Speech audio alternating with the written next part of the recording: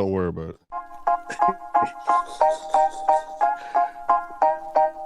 It's time to elevate your mind with SJC. Let's take a journey to new possibilities. Open up your mind to things you cannot see. It's time to elevate your mind. It's time to elevate your mind with SJC. What's up? What's up, guys? We are here. We're live. We got Dr. Howard. How you doing this evening, man? Oh man, I'm doing well. Glad to be here. Good. I'm glad for you to join us live. We're actually live. I know, we had a great episode, a lot of great feedback. This is kind of like a town hall, just educating the Black community on, our mental health, on eating right, living right, just feeling good. So I appreciate you coming back, man. Like I said, this is Elevate by SJC. I'm gonna call it the town hall Q&A. Hope everybody's doing good. My co-host, she's off this evening, but it's all good. She, do her little lady thing. But man, how everything on your side, man? Utah, is it snowing? Like, what's up over there? Man, everything is good. You know what, man? The weather ebbs and flows. What's so funny is like they got this thing. It's called like a convection or conviction. It's something like that. So what you got to understand is like Provo sits about 4,800 feet above sea level. Like most places, like 500,000, but we sit at 4,800 feet, so we're pretty high up there. So what ends up happening is like it could be like 42 degrees outside, but cold air gets trapped in the valley. So even though it's like 42, technically it really feels like 18. So I survived that yesterday. Man, just working, grinding. That's it, man. Just trying to get it. I feel it snowed here last week, but Man, we've been like 70 degrees here now. Like it was like 6-7 inches of snow. Now finally it's back to the Alabama weather. But like I said, I appreciate you coming on, man. I know your time is valuable. Hopefully we get some live guests on here. My man is at work, so y'all hear some noise. Look, this is live. This is live. This is no recording. This is live. But we're gonna get started, man. I got a special Exit 30 segment, so I'm gonna play the commercial. We'll be right back. This is your Exit 30 segment, brought to you by Hot Wicks and Scents. Looking for a way to add a touch of luxury to your day? Shop Hot Wicks and Scents for uplifting nostalgic fragrances that are sure to please your senses. Always remember to stay hot. Come visit us at www.hotwicksandcents.com. Appreciate it, Miss Sherry. Make sure you guys go see Hot Wicks and Scents. Got some of the best candles, smelling.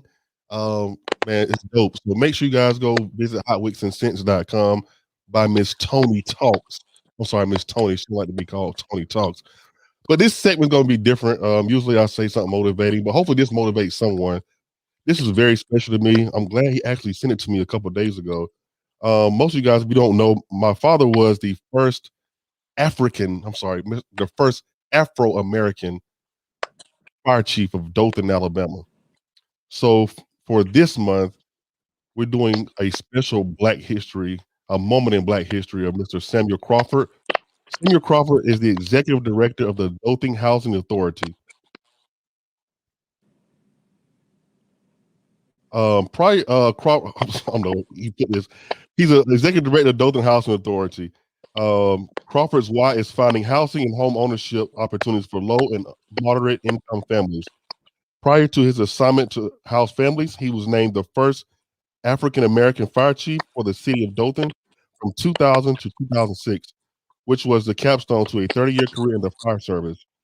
Crawford has worked with the Alabama Fire College, is a past president of the Alabama Fire Chiefs Association, and has also worked to recruit African-American candidates to the fire service.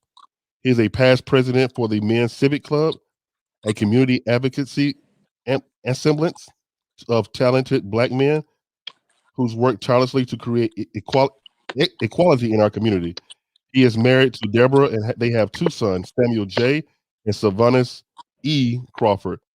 His statement of motivation: you cannot be committed to your dream and your comfort zone. Like, that's dope. Hey, Pops, I didn't know you put that in there. So I guess that's our Exit 30 segment. I'm going to say that again. You cannot be committed to your dream and your comfort zone. Ooh, that's dope. What do you think about that, man? Man, I think that's good. I mean, I think it's absolutely true. Sometimes it's just about letting go of your comfort zone and just taking a foot out there. And I mean, I wholeheartedly agree. It's true. That's true. I think sometimes like we'll get comfortable as far as in our zone. Like, I don't want to do this today. I'm gonna start next week. I'm gonna start next year or 6 months. I'm not good enough. We get comfortable, especially with social media, good sitcoms on TV. And we talked about Snowfall the other night. So you Yeah. can get comfortable in your area, right? But you can't pursue your dream if you're always in your comfort zone, just sitting there thinking I'm gonna start tomorrow or next week. And that goes back to my Monday minute when I talked about tomorrow never comes. So always remember that. Make sure you understand that if you don't do it right now, it's never gonna come. So I really like that. That was dope. You can't be in your comfort Yeah. zone. You can elevate. Yeah. You know what's so funny about that? I conduct like cognitive remediation groups at the state hospital. And one of the things that we were just kind of discussing today is like self moderation. And kind of like with that is like have an idea of where you're at, right? Like, and sometimes when you're comfortable, everything else you just kind of like jettison. But when you're comfortable, but when you're not comfortable, you become a little bit more alert. You become a little bit more aware, and you can ask yourself, "Am I a little bit closer? Am I a little bit further away? What am I doing? Am I happy? Whatever the Right. case may be." And you kind of understand like what else needs to be done. So it's not to say that comfortability is bad because you want to be comfortable. You work hard, you play hard, you want to be able to chillax, but at the same time you have to kind of understand it's like, okay, well, where am I at? What am I doing? Am I just Right. doing something this to I don't have to do something else? It's Right. all Right. it comes down to accountability. Right. Right. That's real, man. Oh, shout out to my cousin Keisha. She said God wants you to be uncomfortable so he can elevate you. Okay, that's my trademark. Nobody steal it. I see you, Keisha. But that's real though, man. I think most time everybody, everyone is in their zone. We have to get out of that. God did not mean for us to be in the zone. He meant for us to go out there, elevate, be great and great people. But look, we can do motivation all day, man. We're here for a town hall. Hopefully, we have some questions for Dr. Christopher Lee Howard. Man, for Yeah. people who didn't watch the podcast, tell them who you are, what are you about. Tell us about you. So people who didn't watch Okay. the podcast last week, who you are and what you're about. All right. Cool. Yeah. My name is Dr. Christopher Howard, and I'm from Indianapolis originally. I'm a 2008 graduate of Alabama A&M University. You know what I'm saying? We out here. Hey, Alabama. And, and currently what I do is I'm a neuropsychologist at the Utah State Hospital. And what neuropsychology is like it's a little bit different than your traditional psychology. Like, nobody's laying on my couch. I'm not doing psychotherapy, but when people have some sort of acquired brain injury or traumatic brain injury, they come see me and we just try to localize the problem and try to see the trajectory of the cognitive functioning. And so typically leading up to this point, now I'm doing like a little bit more forensic work, but traditionally I would work with cognitive aging, health disparity, African Americans. So it's kind of like the full gamut. So my thing is like, what do you see right now for African American? I know, like for me, I've been trying to, just wear like last week was tough for me because it was snowing outside, couldn't go anywhere. In the South, we're used to going outside and just, Sure. whether it's going to the park, going to whatever it is, right? Like for our mental state, like what do you suggest as far as like best practices to stay in this? Because to me, like sanity is like very important. If you don't have that same mind, it's hard to function. So like, what kind of, you know, I guess best practices for say that you would give, especially us as black people, because black people, we do not like to talk about our emotions, our feelings. We don't. We don't go to the doctor until we about to die next week. And then they blame the doctor and say, why didn't you do anything? This is why we don't go, become cyclical. But no, to answer your question, one of the biggest things that you can do is just finding ways to stay active. And sometimes it's about killing two birds with one stone. I think it was maybe a week ago, or maybe 2 weeks. I was doing some work with Black and gerontology and geriatrics, and somebody asked me just kind of about exercise. So one of the biggest things that you can do is just start walking. But what we call is propulsive behavior. Like you're not just walking the walk, but sometimes if you could get like a walking buddy, and that way it can almost be therapeutic. Somebody that you trust, somebody that you love, somebody that you're comfortable with, whatever the case may be, and say to yourself, like we all have to start somewhere, and maybe just say to yourself, hey, we're going to walk this block two times, or we're going to walk it twice, whether And while we talk, I'm gonna tell you about my day, you tell me about your day, and we're just gonna have a conversation. And walking is one of the simplest way just to jumpstart cardioactive activity, like good cardioactive activity. And plus, what it does, because we don't like to we like to keep things in the house, but just having an opportunity just to speak with somebody, just to talk with somebody, is going to be very therapeutic. And because we don't really realize like how when we keep things in house, or how we don't like to talk with other people, whatever the case may be, what that does to us, like mentally, physically, spiritually, all that Oh, stuff. So, like, but why do that's we one of the do that simplest as things we can do. my bad, doctor? Like, why do we do that as a race though? Because No, you good. I know, like, when I go to the doctor, I'm gonna be honest, it's probably out of 20 people, it's 2 of us in there, and that's just like for an annual. So why do we do that as a Well, race? that's a great question. What do we do as a race? I mean, well, you got to think about the history of medicine. Medicine has traditionally been unkind to African Americans. So when you come in, and sometimes it's this medicinal clinical environment, and what ends up happening is that sometimes we feel like the doctors make us worse. Like, I came in with a backache, now you're talking about cutting off my leg, right? Or so I think it's this huge level of mistrust and distrust. And it's distrust, like a lot of times we talk about the Tuskegee experiment, but even before the Tuskegee experiment, there's other atrocities that happened to us. And sometimes the atrocities were psychological. Like, for instance, you said this thing called grave robbers.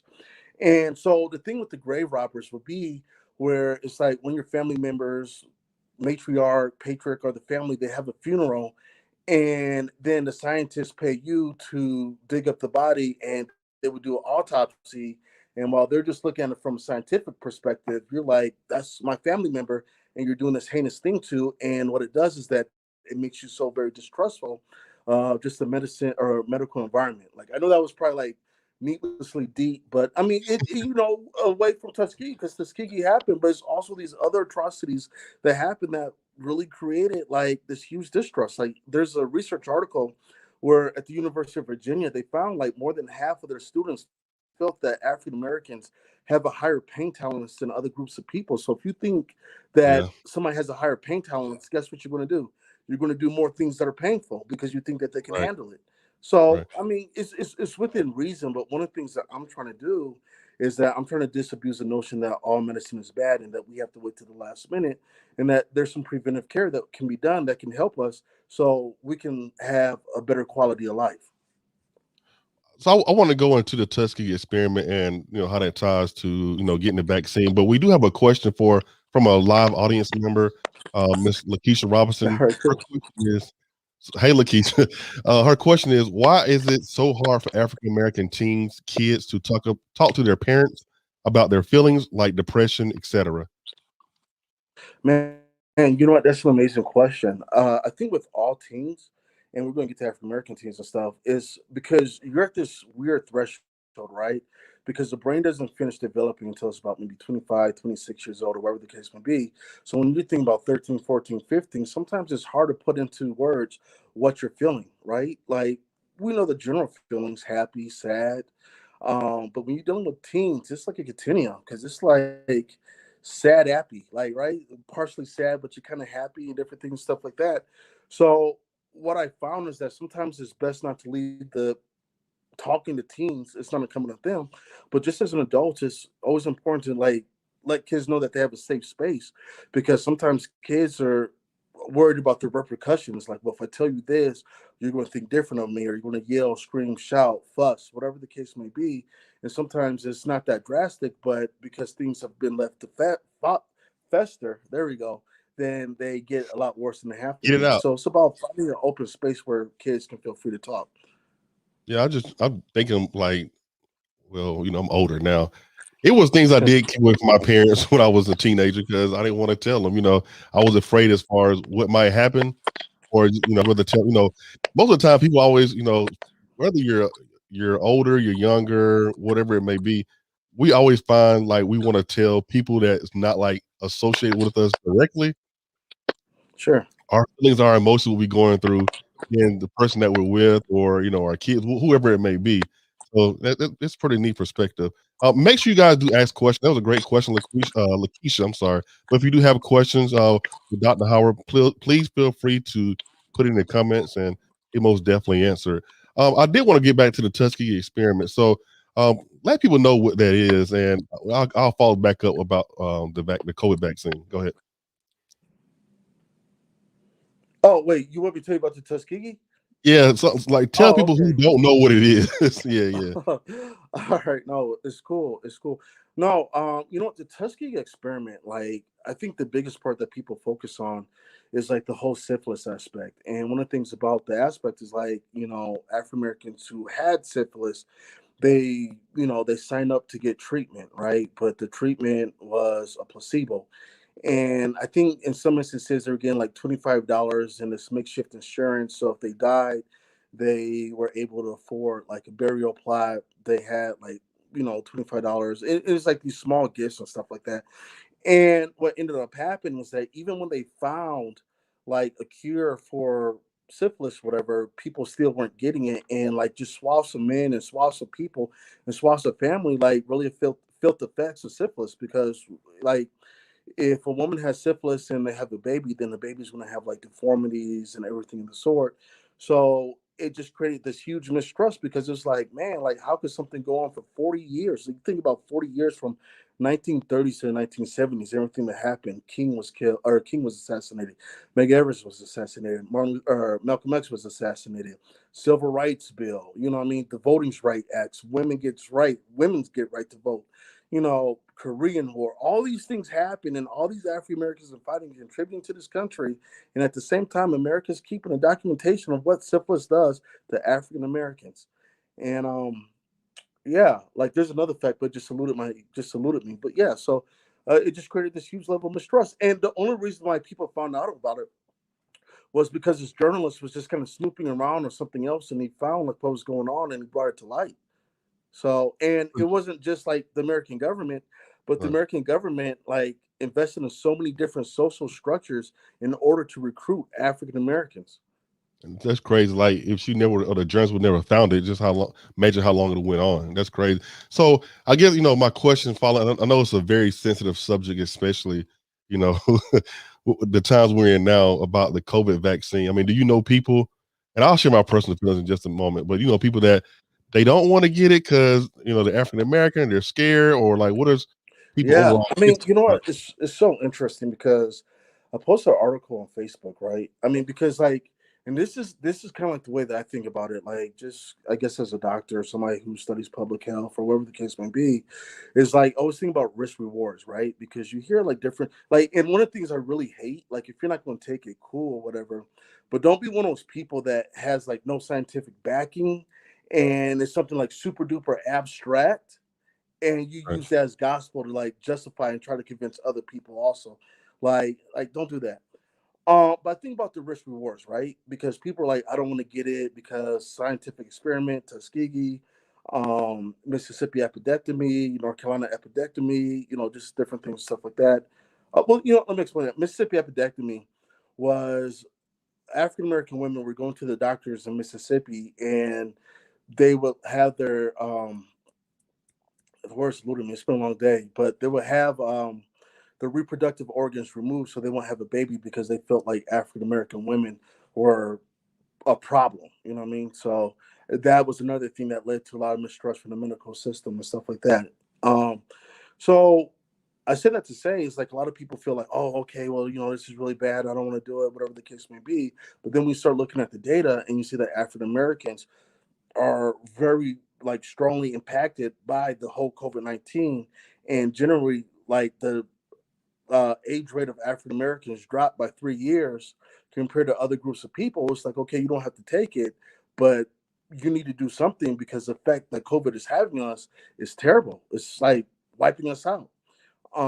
Even if you look like at a city in Chicago when it really hit, 30% of Chicago is African American, but almost 60% of the people who were in the hospital for COVID were African American. So Americans, more right? than half of the population was in there. Same thing in Detroit. You know what I'm saying? So yeah. Yeah, I mean, I go back and forth. I know we've had our conversations. Who knows if my thought process may change, but I've always put it, me being African American, the Tuskegee experiment, you know, medicines and certain things not made for, my culture. Sure. It's hard for me to be acceptable to going in to get this vaccine, and I don't know, 5, 10 years, 15, who knows, next year, we don't know what the side effects are. But and like I said, maybe I need to do some more research, right? But I mean, right now it's like a 60-40, 70-30 some days. And I know, what COVID is doing to our community, right? I'm not blind to that. I just need to do more research to before I let somebody put a needle in my arm, because that's something I can't take back. You know what I'm saying? But I know I need to be there for my family and things of that sort. But that's something I do struggle with daily. And like I talked to my friend a couple weeks, last week, about doing more research before I go out and like automatically judge it. So he said the same. I don't say his name, but until I do some more research, right now I'm good. Because to me, it's like, now I'm gonna get a little real. So to me, it's like, how can I take something that I've never had? You see what I'm saying? And I commend you. My parents got it, right? I commend you, being a doctor. I know several doctors and nurses who have taken the vaccine, but me as myself, I'm blessed to say, and we know that, there's some asymptomatic, situations out there, right? So I don't know if I had it like that, but as far as affecting my immune system, I have not had it, right? So how can I go out there and get a needle in my arm for something I've never had? So that's what I struggle with daily. Absolutely. I mean, it's all about taking the precautions. One of the things I was really mindful of, because the people who were most infected were like older African Americans. Like my mom's older. I mean, I work in a hospital and there's a geriatric unit. So it's one of those things where you have to be very vigilant, because I may be perfectly fine. Like there's still things that we're still learning about COVID, you know what I mean?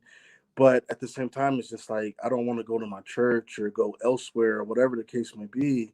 And I'm fine, but the people around me, they get like super duper sick or they pass away. That's a tough burden to Agree. carry. But you know what? Even if you decide not to get the shot, which I recommend that you do, like there's still other things that you can do. One, wear a mask. Like that's the simplest thing that you can do, is wear a mask. You know what I mean? Try your best to keep 6 feet away from people. But more specifically, also, like one of the things that the virus does is attack your immune system, strengthen your immune system. It goes back to walking, exercising, finding a way to be healthy. Like, so in the event that you do get it, you're better able to fight. I agree. So I get it. Look, I get it. I'm not trying to make a big political statement. I mean, it has become political in our environment. I mean, people have made it political. Unfortunately, people who no longer in office and things of that sort. So, I feel you, Keisha. The shot came out so quick, but yet we can't find cure for cancer. Cancer, which has been around for years. Yeah, it's called monetization. It's called, like my father say, profit margin. Yeah. You got money, you can get it. But I mean, that's the whole thing too, man. We know what HIV virus, cancer, breast cancer, all these things come out with a vaccine, though. You know what I'm saying? But I know what at the end result, what it is. You know what I'm saying? So I've always been a person, like the older I've became, I've like been like very precautious on certain things, whether it's taking medicine for blood pressure or asthma thing. I know those things are here to help us, but end of the day, everything has side effects. So that's just my own personal struggle and something I am working with to so we'll see one day come around the corner. Make sure you guys, like I said, ask questions. Don't be afraid. If you don't want your name called, I won't call it. People are going to see it. This is just a live town hall. People have been coming in late. Dr. Howard, please let us know who you are again and what you do, so people know why you're on here. All right. Yeah. My name is Dr. Christopher Howard. I'm a neuropsychologist at the Utah State Hospital. Neuropsychology, it's not like your traditional psychology where it's predicated on, talk therapy or psychotherapy. What I do is kind of look at brain injuries, acquired brain injuries, traumatic brain injuries, and just try to localize the problem or just try to see the trajectory of cognition. Okay. Gotcha. Ooh, that's a lot. I know, right? Like I've been trying to perfect the elevator speech, right? Right. Make sure you guys go to my store, Elevate by SJC. That's one of the hoodies right there. So actually, a t-shirt. It's white with red letters. It's 2 for $20. Make sure you guys do that. Also, while we're in the middle of it, look, we always say, man, I ain't paying for nothing. Right now, I have a giveaway going on my page. I done shared it like 20 times. Make sure you guys be a part of the giveaway. You have a chance of being a part of the Monday Minute. Make sure you guys check that out on my YouTube page, also on my Facebook page. So please make sure you share the giveaway. I might extend it a little bit because I want more people to be a part of it. So Miss Lakeisha Robinson, she come with those questions. Good Lord. She says, do you feel oh, this is a good question because I'll be thinking the same thing. She said, do you feel like video games like Fortnite, also Roblox, I don't know if you know what it is, And I don't. mess with the child mindset? Well, you know what? Like mindset's such a broad question, but that's okay though, because we're gonna address it though. So one of the things that we kind of found is like children who play like a lot of video games, it can lead to like ADHD-esque behavior. And the reason is like, see, like a lot of times in medicine they have these umbrella terms, but one of the things is like sometimes you can have something that mimics a disorder. So if Fortnite or Madden or whatever the case is like super duper engaging, it requires a total level of focus, Right. but then the child gets into the classroom and that teacher can't provide that same level of focus, then what ends up happening is that you start seeing a little bit disruptive behavior because the child has a hard time trying to find that same level of focus that that need to be applied to the video game, which is a little bit more engaging. Like if you have like 10, 15 children in the classroom and every child needs a level of attention and stuff, and when one particular child's not receiving attention or meeting that threshold of attention that's required to play the video games, then they start like doing other things, right? So Right. it's not that they shouldn't play video games, but moderation is key. I was about to say Also, that like, we try to limit that, with Kirsten, like, moderation, you know what I'm saying? yeah. But go ahead, my bad, because I was about to go. Also, it's a psychologist, Bandura, and hopefully it's the right one. But yeah, it's Bandura, and he had like the white rat experiment. Her no, it wasn't. Anyway, it was a psychologist. It's been a long day, man. Yeah, I got you. I got And you. basically, like these kids were watching a television, and some guy in the television was beating up a clown, beating up a clown, beating up a clown. Right. And so when the children started playing, like they started exhibiting like the same aggressive behavior, right? So you have to be mindful of what children watch. I mean, when you turn on the television, sex sells, violence sells. Yeah. You know what I'm saying? So you have to really be mindful of like what they're watching and how they're taking it. Because sometimes you think as an adult, like, okay, this isn't too bad or whatever, but you've had a lifetime of experience in just a position to a child Right. who's watching something that's geared for adults, and before you know it, they start acting out behavior that perhaps they don't need to. So I still have to say is that moderation is key, and it's always good to have hobbies and say, okay, well, if you're going to watch TV for 30 minutes, then perhaps you have to earn that 30 minutes, or if you do 30 minutes TV, do 30 minutes of reading. You know Right. what I'm saying? Like, if you're going to do 30 minutes of reading, 30 minutes of TV, do 30 minutes of activity, because it's kind of like what you grow accustomed to, like as a youth, is what you do as an adult. Right. So and you meet people now who never like worked out, never did anything physical, whatever. And now that they're getting a little bit older and their body just can't really take care of themselves like that, they find it hard to consistently go to the gym, to consistently work out, to find activities to do and stuff like that. So they don't.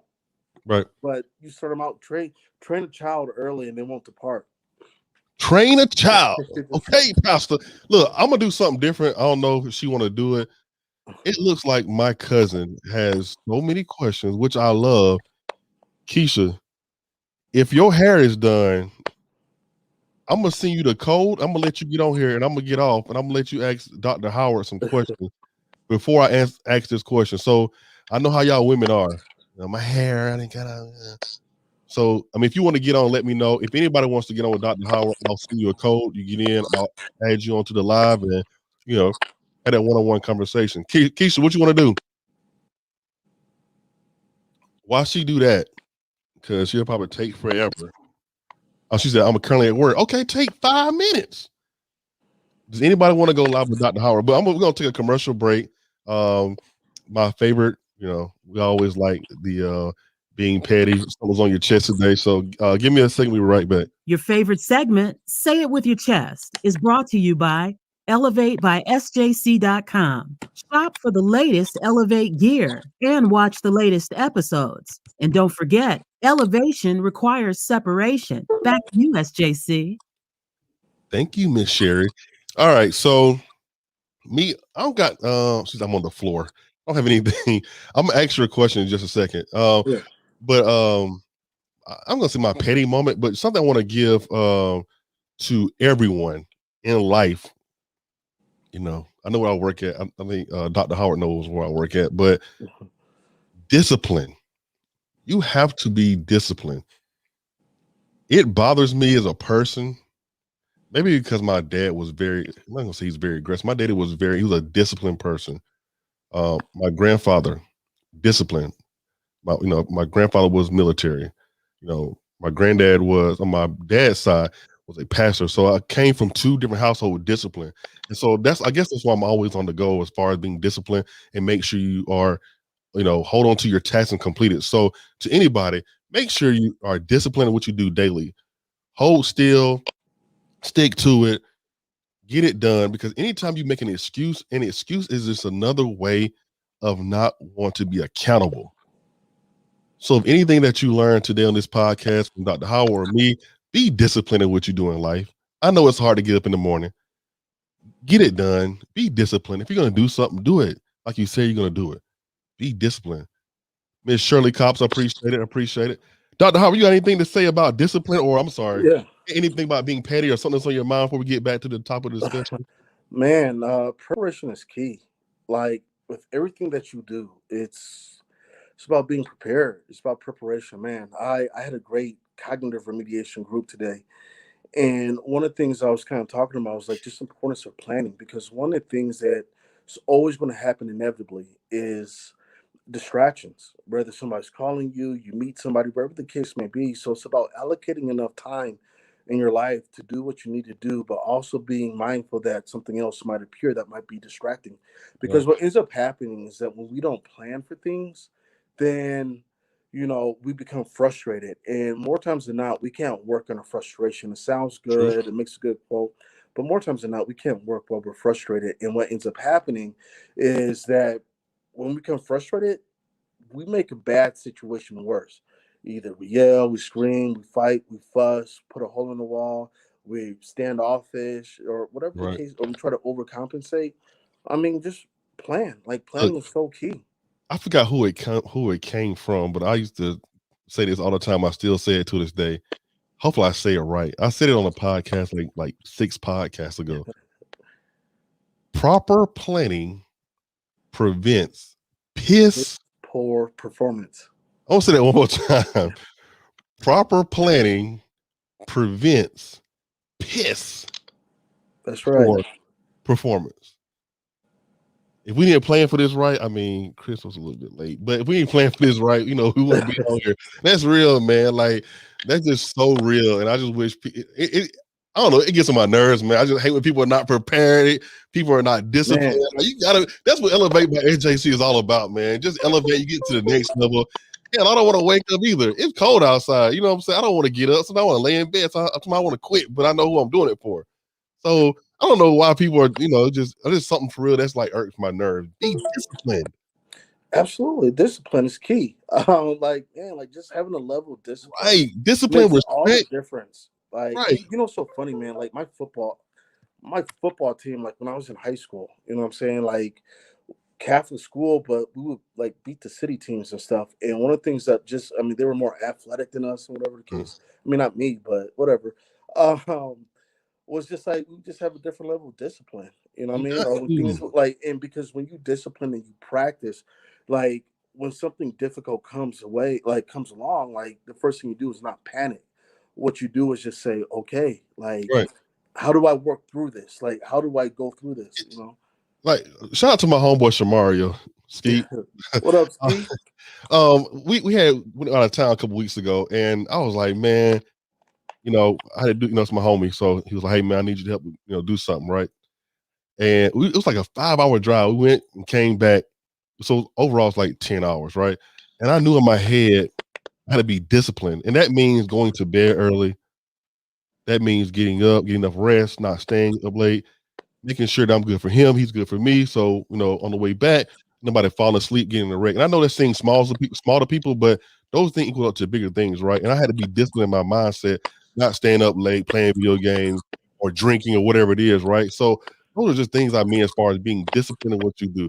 I do want to go to the gym one day, get a 6-pack or whatever, but I'm not ready for that discipline yet. But that's just another thing, my homeboy Steve, like he always in the gym. He's disciplined.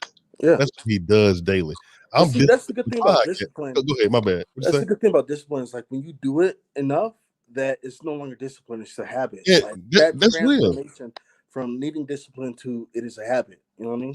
Because when you get to a habit and you don't do it, you feel a little It's different. gone. Like if I go to the gym every day and I miss a day, It's gonna be hard to go back, ain't it? Yeah, that is hard to go back, but you recognize like, hey, something's not off or something's right or not right in my schedule. Something's a little off.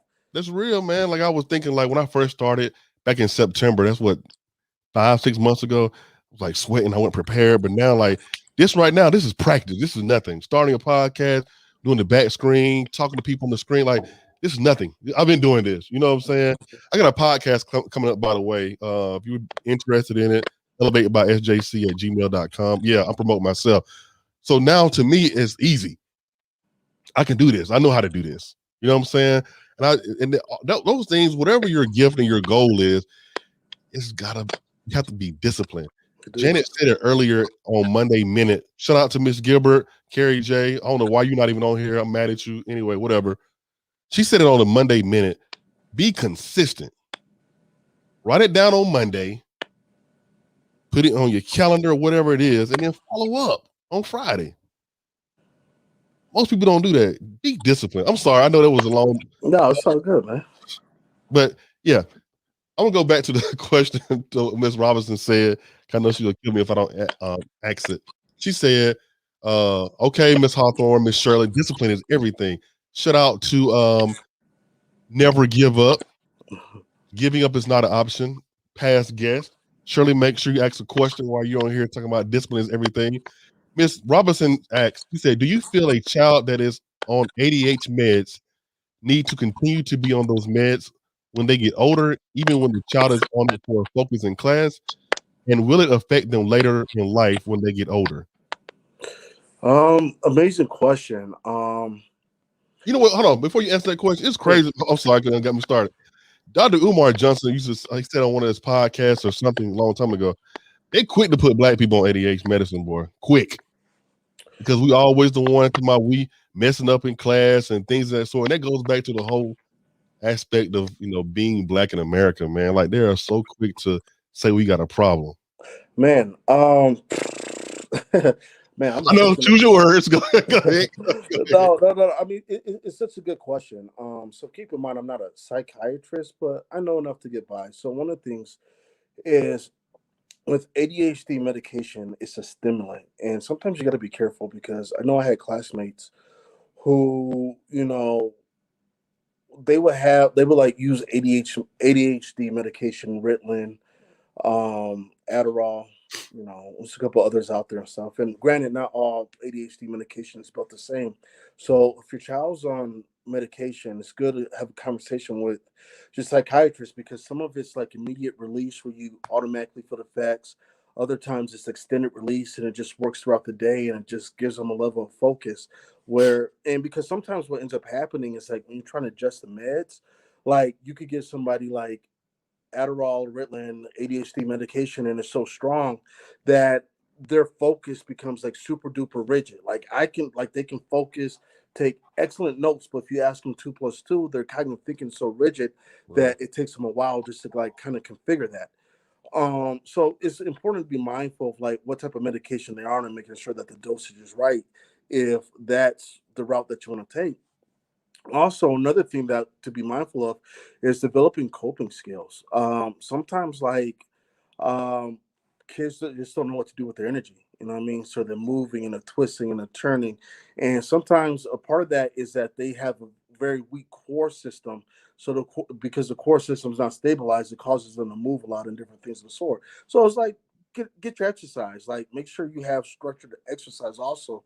Another thing to be mindful of is like, who are your child's teachers?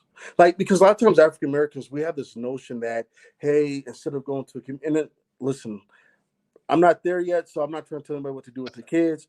But sometimes it's very important to be like, who are the teachers though, right? Because you can have a teacher, all the credentials, big name universities, silly salary, education, whatever the case may be, but they never work with children of color. And I was about to get that. Who I talked this about to this somebody. I forgot who it was. It was on a podcast. It was on the teacher podcast. how old were you, or what grade were you in when you had your first black teacher?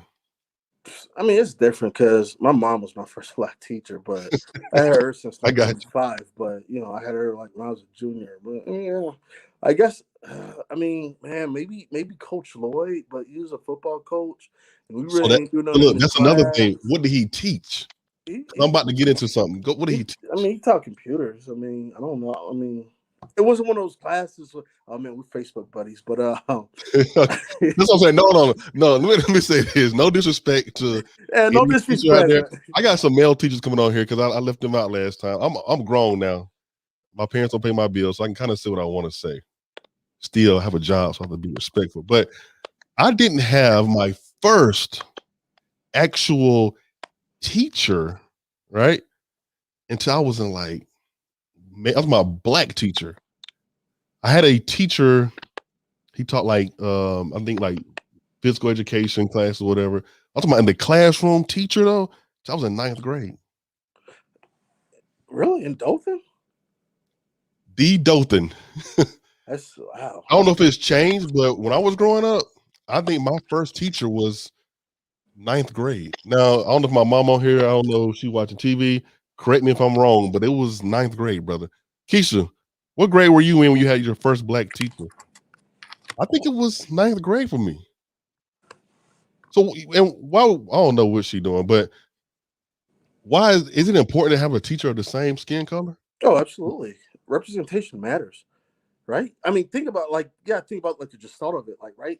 You got a teacher who's never been around black people, never been around black students, never been around black. I mean, we see it with the police and stuff. Police who never been around black people, the first thing they want to do is shoot and try to That's take people real. to jail. Versus when you have police who grew up in the community and they know how to like the community works. It's the same thing with education. Like if you have a teacher who's accustomed to being around black males, it's like they know the right things and the right words to say to make that black student be the best that they can be. Because Right. sometimes, like the thing about white, and this isn't like taking shots or anything like that, but what it is that sometimes white is about conformity. How well can things conform? And if you don't conform, then you're only going to reach a certain level, whatever the case may be. But with African Americans, like particularly when you think about jazz, you think about soul food, you think about whatever the case, our genius is exhibited through creativity, right? So if I'm super duper creative and everybody's reading the same story, but I see something different, or my story has a little bit of funk to it, you know what I'm saying? Right. They might say, well, you don't know how to write, or you're too That's real. tangential, whatever the case may be. But really, I'm exercising a different level of genius. Look, to one you hear Miss Henry, I'm sorry. She from Ohio. She said she didn't have her black teacher until a freshman year. Keisha said until 4th grade. So I think we on our podcast we talked about the book The Conspiracy, countering the conspiracy to kill the black child, the black boy. It talked about that as far as the Kunjufu. He was talking about as far as going around the schools and not seeing, especially black male presence. He said the best grade to start at is the 2nd grade level. You need to read the book. I don't know if you ever read it. I think I showed it to you. It's very interesting. But like I'm unfortunately went to private school until my freshman year. So, I most definitely now looking back, it did help me having a black teacher because she can kind of relate what I was going through, right? You have somebody that you can talk to. I mean, simple as that, though, right? Like, if you have a black teacher, unless you're just really acting a donkey, like they're not necessarily going to send you to detention or expulsion or different. And not to say that they're lenient or whatever, but sometimes the conversation is had that makes all the difference in the world, and that's something to be mindful of. Like, how many black teachers are present? You know what I mean? If that means something to you, I mean, you should know your child better than anybody. And if they've had black aunts, uncles, grandparents, cousins, and then you put them in an all-white environment with people who've never been accustomed to black life, you can read whatever book you want to, but unless you've been around African Americans and African American peoples, then it's going to be a struggle. And like me and my homies, we were talking about that on Twitter. Like, what would a high school have been like had we had more black faculty, or even just a black male? You know what I'm saying? Like, it would have been just life changing. I mean, and I think I said this on the last podcast, like, my mom just kind of was hip to the game. It's just like, yo, you really, if you're going to go to college, you really need to start applying to college, because we have so many super duper athletes. And okay, we got the state, we got the city championships and stuff like that, but we're not really being rewarded academically. Like these cats should be going off to college. Right. Like, if we're the best in the state, there's no reason why they're not playing football at somebody's college. Or Right. even if they don't want to do sports, they should be in somebody's college academically. And it's like you're paying 10 grand, 15 grand a year, but the school failed you because what's the point of doing a parochial school? And I'm not trying to poo-poo my old high school, whatever. No. I'm making a statement. I gotta be careful. Yeah, I before got you. say I got something you. strong. But what's the point of paying 10, 15 a year for parochial private Catholic school when somebody who's not paying anything in the city school, and I'm not trying to dismiss city schools, and they're getting the same thing, if not better than what you are. Right. Because if I'm paying 15 for 4 years, what's that, like 60,000? Right. And 60,000, that's 2 years of college. 2. But I pay 60,000 for a high school diploma, and I'm not in college, or I'm not getting the scholarships I deserve. So now I'm accruing debt. It's mathematics. So, and like, this is what people need to think about in terms of education. I mean, my mom's a teacher, and I mean, I taught at Morehouse for a semester, and my dad, he used to teach a little bit too. So yeah. Yeah, I'm reading the comments here. Miss Henry said she went to HBCU. Which HBCU you went to? I know it went A&M. Quita said her first black teacher was 2nd grade. I know we're kind of getting off subject, but this is real. Like, I think for me, like, I had black friends, white friends, but like, to me, I think the best decision I ever made, well, I know the best decision I've ever made was going to an HBCU. I wouldn't do it any different. Absolutely. Having that black experience, seeing actual black people wanting to do what's the major? Is it childhood education? Yeah, child education. Secondary, whatever it is, see them going into that building, right? Because I'm like, dang, they sure ain't coming to Dothan. Yeah, Central State University. Okay, shouts out to Central State. I used to live in Ohio for a little bit. Ohio's my father's from Akron. Oh, okay. Yeah. So I got much love for Ohio, Dayton area. Before I used to live in Marion, Ohio, like 45 minutes north of Columbus. Quita, you from Michigan? How you only had one black teacher after 2nd grade? That's crazy. She said, what did she say? I don't know what sign that is. What I was about to say, I'm trying to think of a question that in my mind as far, like, I guess from like a perspective of being African American, like, what can we do as far as, I guess, to be on one mindset, or like, trying to think how can I put it? Like, make sure our mind and our body and our soul is all one. I'm not calling you Christ. I'm not calling you the pastor. I'm just saying, like, being in your field, like, what do you recommend overall? Well, you know what? African Americans are monolithic. Some of the greatest tragedies in the African American community happen by African Americans. What's the phrase? Not all skin folk or kinfolk. You know what I mean? Yeah. So I can't worry about what somebody else. I mean, it'd be nice, it'd be great, but I think the best thing to do is live your best life. You know what I mean? You help out people, you're present in the community, you do good things. And what ends up happening is that you develop an energy that you can share with others, and hopefully that becomes contagious. Yeah. Okay. I know we got like 12 minutes left, so guys, if you do have questions, make sure you ask, because I'm not going live for a long time. I don't like going live, but I know that's something I got to do. Something that people love, going live. Like, what's some?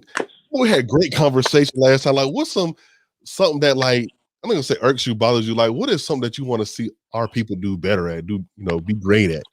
Man, research. Every time I get on social media, man, I'm just like, this can't be us. Then you see it's like, oh, what group is that? That's not our alma mater group. But no, I mean, we don't even read. Like, why don't we read? I guess this is a better, I think the old saying is, if you want to hire someone, I'm not gonna say the word, but if you want to hire someone from a black person, put it in the book. Man, I was always told that.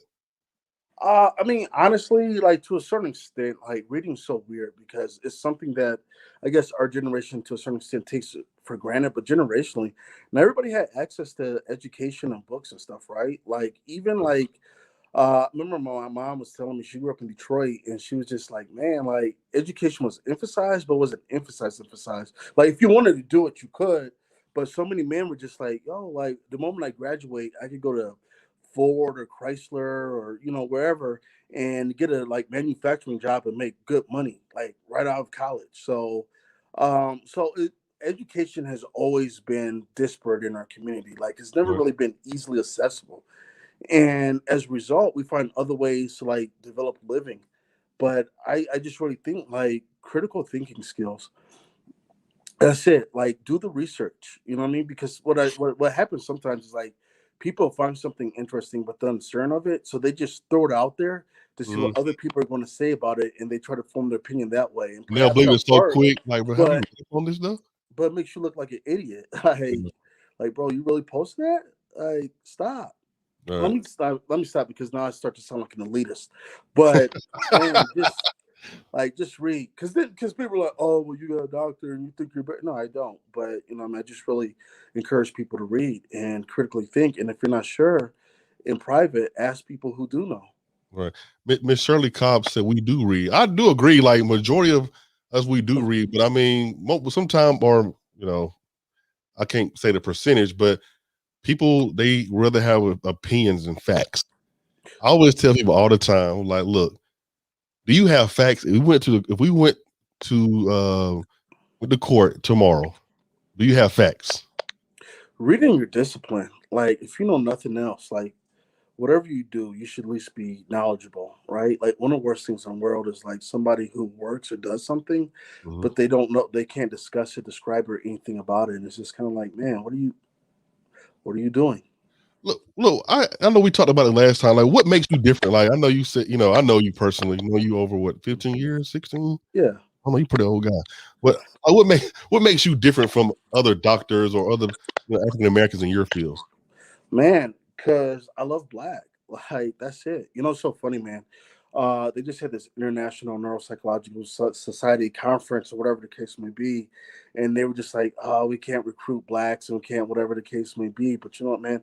I really appreciate my blackness. I remember when I was at Emory, man, I had a black neuroscientist matter sweatshirt that I would periodically wear to like Mm. different training exercises and stuff because it's important to let people know that we exist. And not only do we exist, but we exist in a realm where we're not only here just to serve your purposes or push your agenda, but we actually exist and we can contribute. And so I think that's what kind of makes me different in the field is like I take an approach is like, how does it affect African Americans? How does it affect my people? And some people get a little tight about that. And I've heard a gazillion times all lives matter. And why do we have to look at that in neuropsych? But African Americans, we develop Alzheimer's at a rate of 3 to 4 times higher than any other group of people. We have a mixed dementia. 75% of our dementia cases is a mixed dementia. Um, when you go into our communities, you're not going to find a neuropsychologist. You might not even find a doctor for miles to go. You might not even find a grocery store. So it's Mm. like, why wouldn't I care? You know, when I go to church, man, I get tired of seeing like, the caskets of the elders and everybody's weeping and crying. And I say to myself, what could have been done different? Like, I can't say I'm a good neuropsychologist if the community, the village is struggling and I'm not doing anything to make it better. So that's just the mindset that I carry. That's real. Like, I know I've talked to several people, and I know, like, end of the day, right? When I leave this earth, whatever that day may be, Mhm. there's still going to be, you know, segregation. There's still going to be racism. Still going to be hate. Still going to be that. But my overall goal is why I'm here is to give back to my people. I always say this: you cannot have my money, but you can have my resources. You know Absolutely. what I'm saying? Like, I think that's very important. Like, so many times people are jealous. Jealousy kills the black community. I'm not trying to hide, the information. Like, I do have information. I have resources. I'm not trying to hide that from no one. Yeah. And I think we do that so much. Like, we're so jealous of Joe Blow or whoever. I know in the white community, when somebody get locked up, I don't care what it is, that GoFundMe account or whatever the account they set up, they got $50,000 in 2 hours. Us Absolutely. can't even Um, make a $2,000 bail. So that's my goal is to give back to us, for us, by us, the food yeah, movement. I think jealousy is like an insecurity, and because if you're doing something and I don't feel like I could do it or do as well as you do, then I might develop some level of resentment, right? Right. But before I say I'm resentful of you, I might try to like say something disparaging about you. Well, you're not this, or you sound like that, or whatever the case may be. And so sometimes it's about exposure, you know what I mean? Or sometimes where it comes from is like not taking advantage of an opportunity. Right. And you see somebody else take advantage of that same opportunity, and you have difficulty like just sitting with it because it hurts. Like, and sometimes it's important just to say, like, you know what? That hurt my feelings, you know? Well, the quote I said earlier, we get the reason it hurts, we're not trying. I think jealousy comes from the fact that I don't want to do, or I get too comfortable in my position where, you know, look, Chris over, he's been a doctor, but he sure think he know a lot. You know what I'm saying? But Yeah, God. we look, we all have the same opportunity, but it's up to you to be the one to get out that comfort zone and make it happen. Well, see, this is where it comes back to discipline and planning, though, right? You know what I'm saying? Like, you're planning, like, hey, this is what I want to do. Like, I don't want to just be a master's level clinician, or I just don't want to earn a bachelor's degree or whatever. Like, Right. that's a milestone on the way to the journey. And if this is what I'm going to do, like, I got to have the discipline to do it. But it's about understanding, like, hey, if I do this, it's going to take this amount of time, and these are going to be some of the things that might be in a roadblock. It's one of those things where you have to have an honest conversation with yourself. And I think I said in the last podcast, like when I used to work at a psychiatric hospital, I would have a notebook just Right. filled with goals and ideas of the things I want to do and what I want to accomplish. And every time I go back, I can say, hey, you know what? I knocked this off, so that means I'm that much closer. And like that's what it is. Like, man, I used to have a couple of cats who I used to work with, and they would talk about, well, I want to do med school, I want to do med school. And I would, try to like, hey, this is what I did to get to this doctorate program or whatever. Because Right. like where you see me at, it's not where I'm staying, it's just where I'm at, you know. And if I could give you wisdom or knowledge along the way, and cats would just think, oh, you're trying to show off, or he's being a goofy or whatever, and da da da da da da. Then you fast forward, I'm at Utah State Hospital, and other cats are just, what I'm saying, like whatever. I mean, so it's just one of those things. Like, this is what I set out to do, and I said I wanted to do it, so I did it. You said that you wanted to do it, but you didn't put the work, the discipline, and the effort in to do it. Yeah, At some and point, like the biggest thing is sacrifice. yeah, Discipline and sacrifice. man, look, we hate the sacrifice. Like sometimes you got to give up something. Like maybe it's TV for a while. Maybe it's I don't know, going out to eat. Got to sacrifice for the greater good because I think Dave Ramsey said it. Miss Henry, he said, I agree. So afraid someone will do better. We are responsible for each other. We have to train and mold our people to do better. We got like about 5 or 6 minutes left, but Dave Ramsey said it best. He said, live like no one is living. So when you get older, you can live like no one else is living. Did you get that, Dr. Yeah, Howard? I man, think you the picked it up. microphone. That's what you were saying. Yeah, I mean, sacrifice is huge. So I'm gonna speak on to like the last thing I heard about it, but yeah, I mean, sacrifice is huge, and even in the word it says that you can't serve two masters. So at some point, like you have to make that decision. And that's tough. I mean, I remember there's a point where I was trying to serve two masters. I was trying to still do the Facebook stuff, be active, be engaged, but also do this doctor program. I'm at one point I had to say, you know what, I really got to do this doctor program because if I don't, I'm not going to get injured. I And it's just one of those things like Rainbow. Like, you got to sacrifice, but you have to be committed to the sacrifice because I believe that it's going to yield a greater return. think his phone is breaking up. He at work. He said something about sacrifice. Dr. Howard, are you still there? If it breaks up, y'all, we live. Look, it's understandable. He at work, but you still there, Dr. Howard? I think it's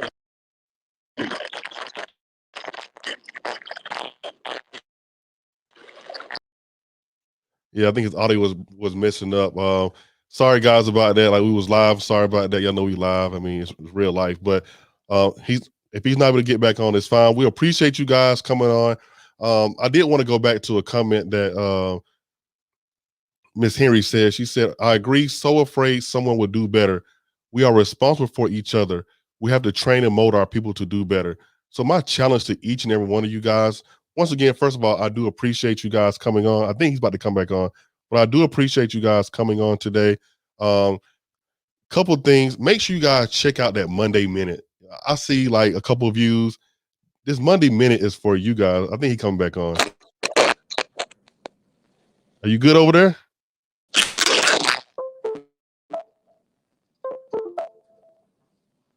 You good over there? I'm getting there. Okay. We're gonna let him get situated. I know his audio messing up, but bear with us. But end of the day, I have that Monday Minute. Make sure you guys check out the Monday Minute. This is for you guys' motivation. I have different guests on there every week for you guys. The giveaway is on there for you guys. I'm trying to give back to my people, get more people involved in Elevate. So we have, guests on here. Every episode is for someone else to relate. So I challenge each and every one of you guys is to someone you haven't talked to in a long time. I got it from Miss Henry. We have to train and motivate our people to do better. Make sure that you go out, you text someone, or tomorrow when you see someone, that you say, I love you, haven't heard from you, hope everything is going good. That's my challenge to each and every one of you guys. I appreciate you guys so much being a part of the live town hall Q&A. I know you guys could have been anywhere else. His stuff froze up, so I'm gonna have to remove him. He'll be all right. But reach one, teach one. I agree. But make sure you follow all of my social media accounts: Elevate by SJC, YouTube, Twitter, Instagram. What else I got? I don't even know what I got. Twitter, Instagram, YouTube, Facebook. Check out the Elevate by SJC store. Got the 2 for $20 sale going on right now. And just make sure to share this live podcast. I know the ending got kind of rough because, audio issues, but that's all good. We were live. It doesn't matter. But I appreciate all you guys for being attentive. Also, giving feedback, being a part of the show, man, that's important. But with that being said, I thought he was gonna come back on. I guess he's not. Shout out to my parents. Shout out to Tony, Kirsten. Shout out to everybody that's been a part of this movement. Previous guests, future guests, all that love was appreciated. Register for the giveaway. Yeah, mama, it's THE, not TGE. All right. Before you post something, you're talking about audio. Check your spelling, Deborah. But with that being said, I love you guys, man. It's just crazy because I remember when this show first started, I had 9 followers on YouTube. I just got over 100. So we're gonna keep going, man. Tony will be back next week. We got some great guests coming to Elevate by SJC. But until next time, like I always tell you guys, elevation requires separation. Peace. I'm out.